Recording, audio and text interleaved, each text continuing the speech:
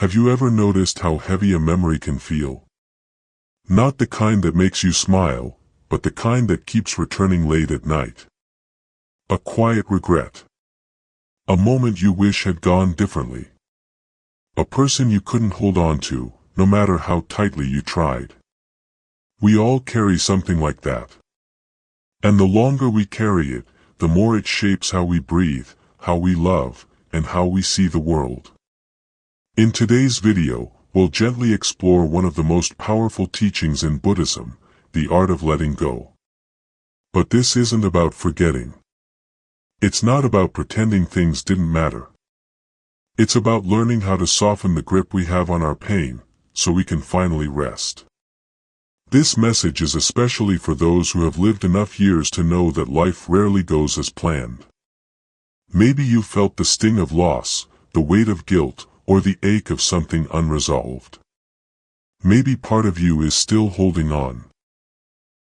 Through Buddhist wisdom, stories, and quiet reflection, we'll look at how letting go can be a path, not away from love, but deeper into peace. You won't hear preaching here.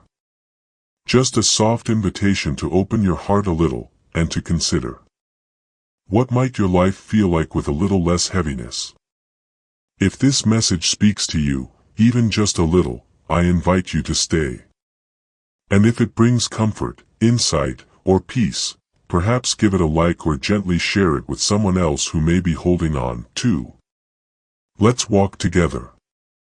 Not to fix what's broken, but to breathe more freely again.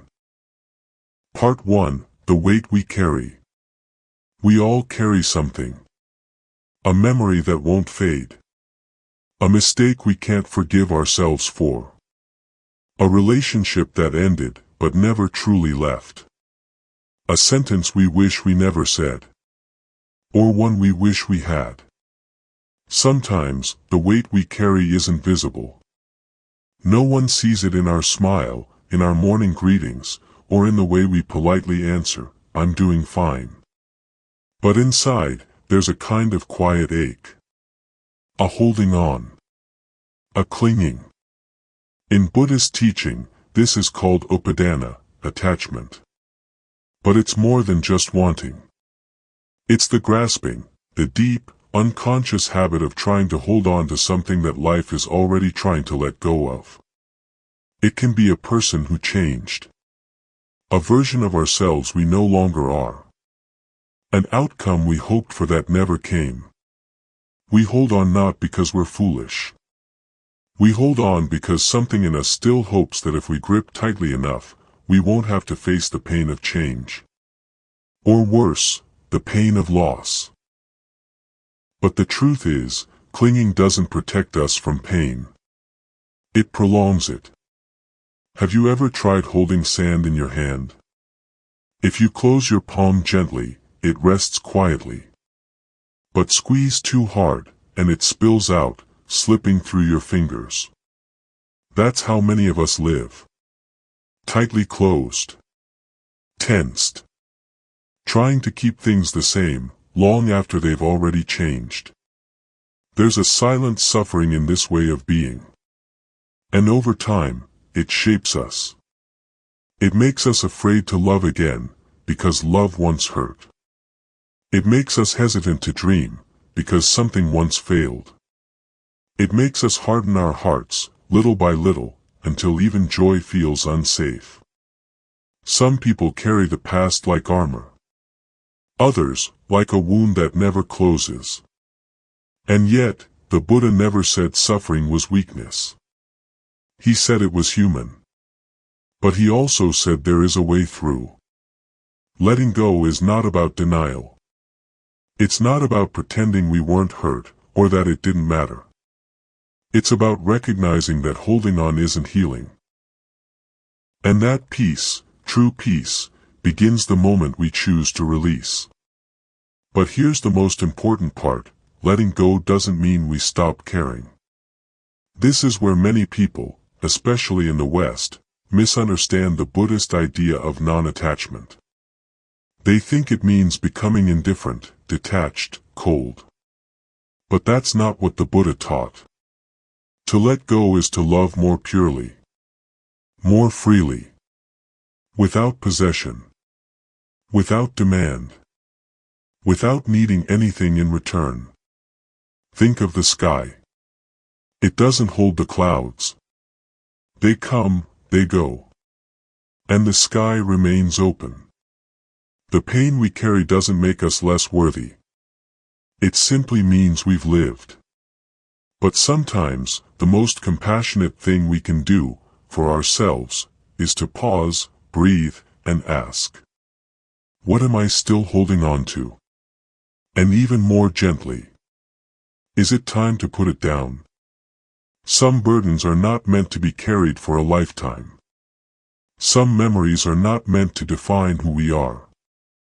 The Buddha once said, you can only lose what you cling to.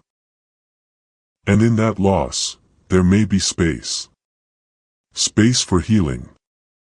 For rediscovery. For peace. You are not broken because you're still carrying something heavy. You are human. But you don't have to carry it alone. And you don't have to carry it forever. Sometimes, peace is not something we find. It's something we uncover, once we finally stop gripping so tightly. So, as we move into the next part of this journey, I invite you to hold this one simple question in your heart. What would it feel like, to live a little lighter? Part 2, what letting go really means. Letting go. It's a phrase we hear often. People say it like it's simple, just let go. Just move on. Just release. But for anyone who has truly tried to let go of something meaningful, a past relationship, a deep regret, a personal failure, you know it's not that easy. Because letting go is not a switch you flip. It's not a single moment of surrender. It's a journey. Sometimes slow. Sometimes painful. Sometimes so subtle, you don't even know it's happening, until one day, it hurts a little less. So what does letting go really mean, from a Buddhist perspective? Letting go is not forgetting. It's not pretending it didn't happen. It's not erasing the past or turning off your emotions. And it's absolutely not about suppressing pain. In fact, it begins with the opposite, recognition. Buddhism teaches us to turn toward our suffering, not away from it. To see it clearly. To name it gently. To say, yes, this hurt. Yes, I'm still holding on. Only then can letting go truly begin. In the Buddhist path, letting go means releasing attachment, but not love. This is an important distinction. Attachment, or upadana, is the clinging. The grasping. It's the tight-fisted need for things to stay the same, or to be a certain way. When we attach to something, we invest it with expectations. This relationship must complete me. This success must define me. This person must never change. This version of life must last forever. But life, as the Buddha taught, is impermanent, anicca. Everything arises and passes away. People change. Bodies age. Circumstances shift. Even the very breath we take is a cycle of holding in and letting out. To resist this natural rhythm is to suffer. To fight the waves of change is to exhaust the heart. Letting go, then, is not giving up. It's aligning with reality. It's saying, I may not like this, but I see that it is. And from that clarity, something remarkable happens. Freedom. Imagine carrying a backpack filled with stones. You've grown so used to its weight that you no longer question it. But one day, someone gently says, you can put that down now. And for the first time, you feel the breeze on your back. The lightness. The ease. That's what it feels like to truly let go. But it takes courage. Because attachment gives us a sense of identity. We become the one who was betrayed. The one who failed. The one who was left behind. These stories become part of how we understand ourselves. Letting go means softening those identities. It means asking, who am I without this pain? Without this story? That question can be scary. But it can also be liberating. Because in Buddhist practice, we're not trying to become someone else. We're trying to return to who we've always been, beneath the layers of clinging, fear, and regret. The Buddha didn't teach detachment in the way we often imagine. He didn't teach us to become emotionless or distant. He taught non-attachment, which means relating to life with openness, not resistance. You can love someone and still let them go. You can grieve deeply and still move forward. You can honor the past while living fully in the present. This is the middle way. Letting go doesn't mean you stop feeling. It means you stop being consumed. It's choosing to keep your heart open, even if it was once broken. It's learning to breathe through discomfort instead of running from it. It's making peace with uncertainty. In a world that tells us to chase, control, and conquer, letting go is a quiet revolution. It's an act of surrender, not in defeat, but in wisdom. Because when we stop clinging, we begin to see.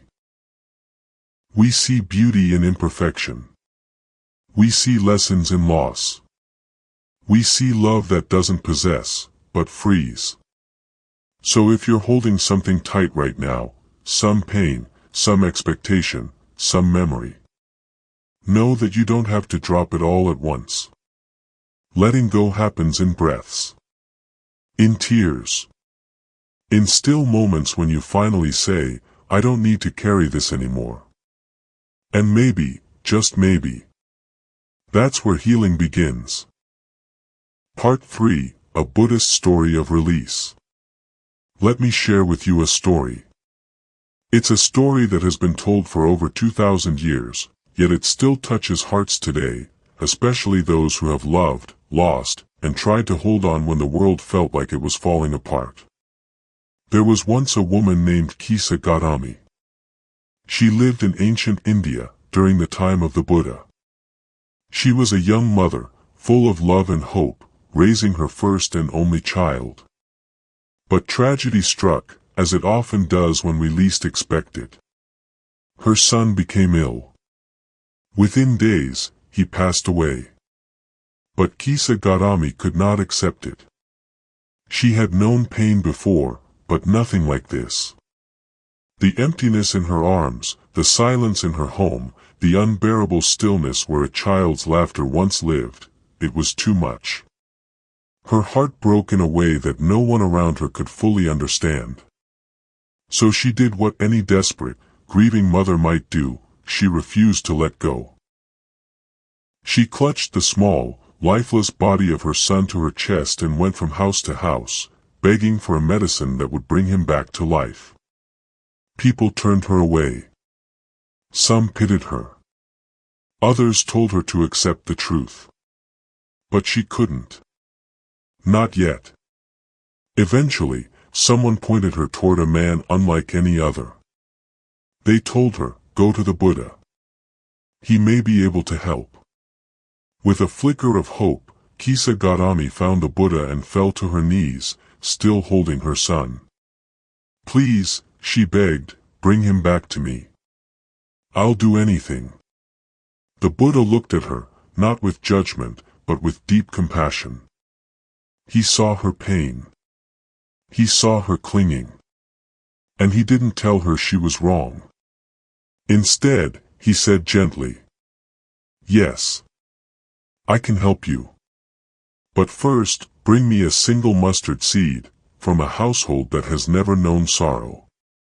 It seemed simple enough. Kisa Gotami left immediately, child still in her arms, and began knocking on doors. At the first house, they were willing to give her the mustard seed, until she asked, "Has this house ever known sorrow?" The answer came, "Yes.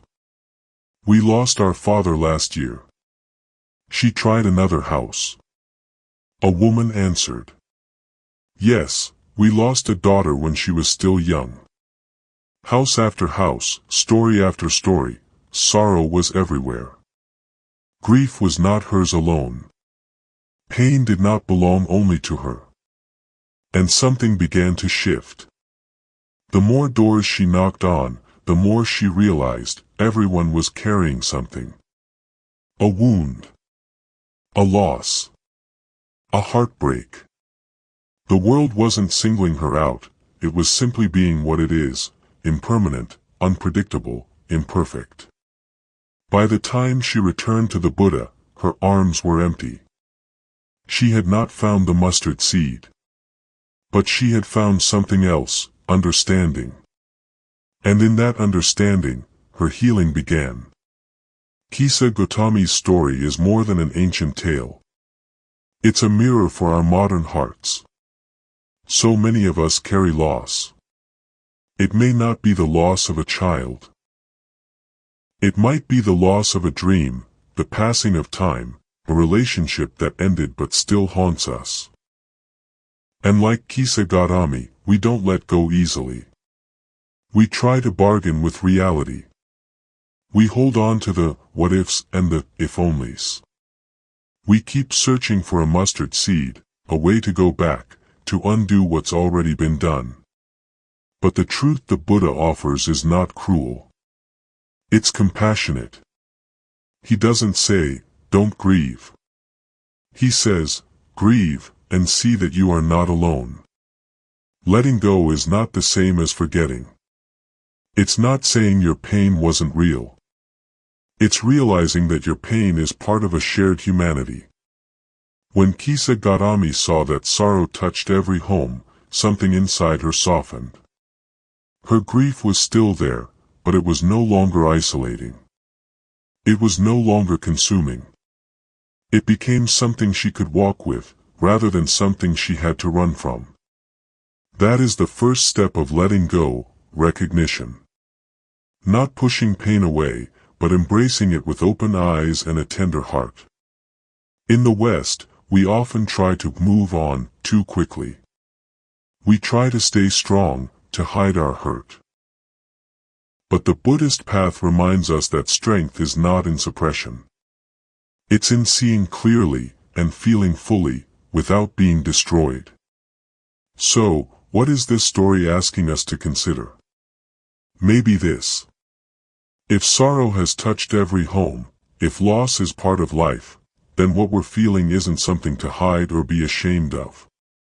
It's something that connects us. You are not weak for grieving. You are not broken for struggling to let go. You are simply human. And in that humanness, there is grace. In that letting go, there is peace. Part 4, How to begin letting go. So now you might ask, how do I begin to let go, when everything inside me wants to hold on?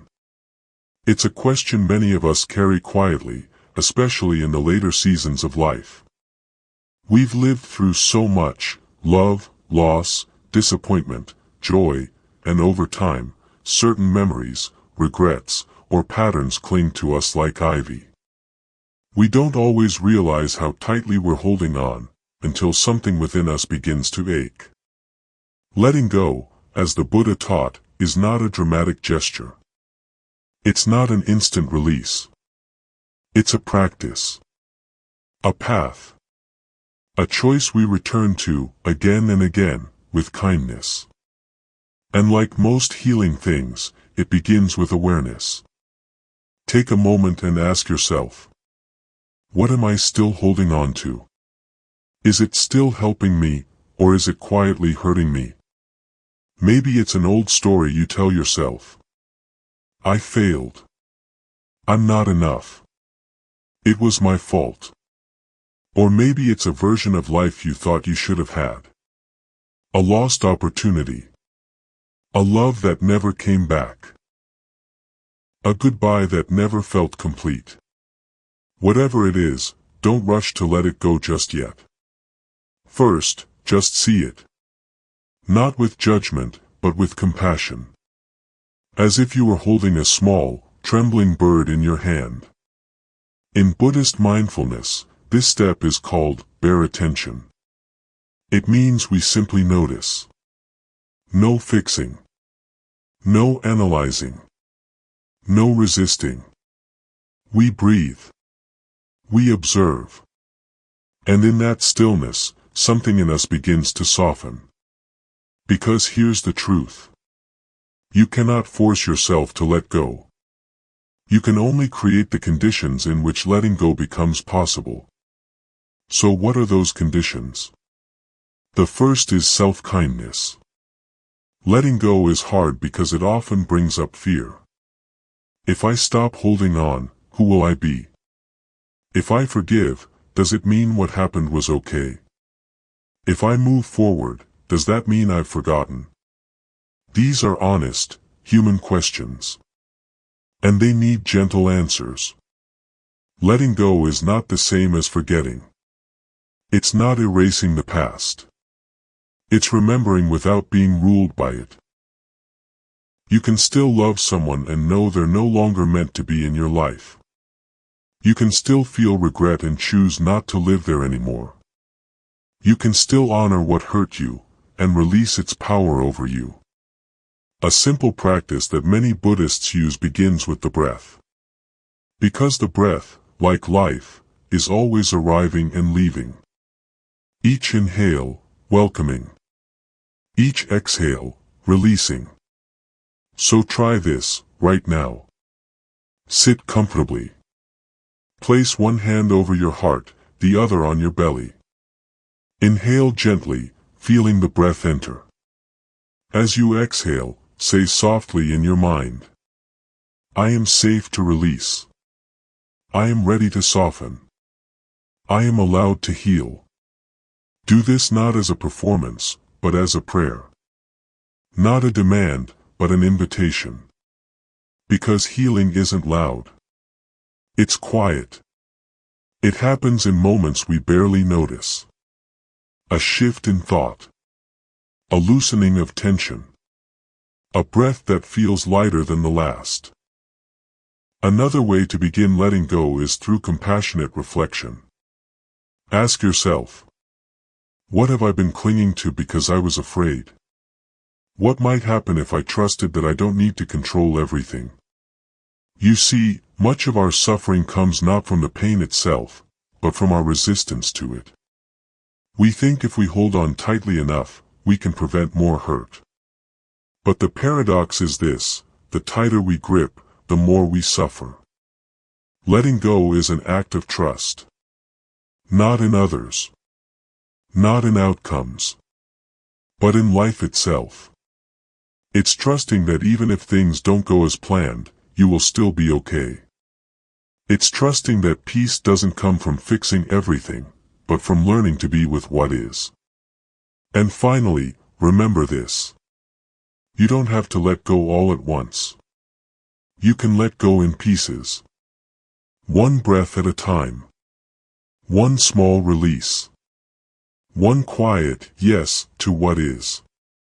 Some days, all you can do is say, I'm willing to try. That is enough. That is the path. Letting go is not a finish line. It's a return. A return to presence. A return to softness. A return to the gentle truth that you are more than what happened to you. And in that return, you might just find the peace that's been waiting all along. Part 5, The Gift of Emotional Freedom. Letting go is rarely easy. It often comes after nights of silent tears. After moments of honest reflection that leave us raw. After we've finally grown tired of carrying a pain that no longer has a place in our lives. But if you've ever had even a moment, just one, where the weight lifted, you know this truth. Emotional freedom is not a luxury. It is a form of peace we all deserve. When we begin to let go, something shifts inside us. Sometimes it's subtle, like a room that suddenly feels a little more spacious. Other times, it's profound, like the first breath after holding it for too long. And we begin to remember who we were. Before the fear. Before the bitterness. Before we began defining ourselves by what we lost. This is the gift of emotional freedom. Not the absence of pain, but the return of presence. You stop needing to fix everything. You stop replaying the same old story. You stop trying to control how others see you, how the past unfolds, or what the future holds. Instead, you begin to notice again. The breeze through the trees. The quiet comfort of your own breath. The way your heart opens just a little when you allow it to soften. Many people think peace comes when life is finally perfect. When the past makes sense, when the people around you behave how you want them to, when everything falls into place. But true peace, as the Buddha taught, arises not from perfection, but from acceptance. Acceptance doesn't mean resignation. It means seeing clearly, without the fog of anger, or fear, or illusion. It means saying, "This is what is. And I choose to meet it with an open heart." Letting go gives you back your energy. The energy you spent replaying conversations in your mind. The energy you used defending yourself in arguments long over. The emotional space that was filled with old resentment, disappointment, or guilt. Now becomes a field where new things can grow. You might start to feel joy again. Not the loud, dramatic kind. But the quiet kind. The peaceful kind. The kind that shows up when you stop chasing and just sit still. You begin to love more freely. Not because you're trying to fix or save someone. But because your love is no longer tangled in fear or expectation. You begin to forgive, not because others deserve it. But because you deserve to be free. One of the greatest myths we carry is that we need closure in order to move on. But sometimes, closure never comes the way we hope. The apology may never arrive. The explanation may never make sense. The ending may not feel fair. And still, we can be free.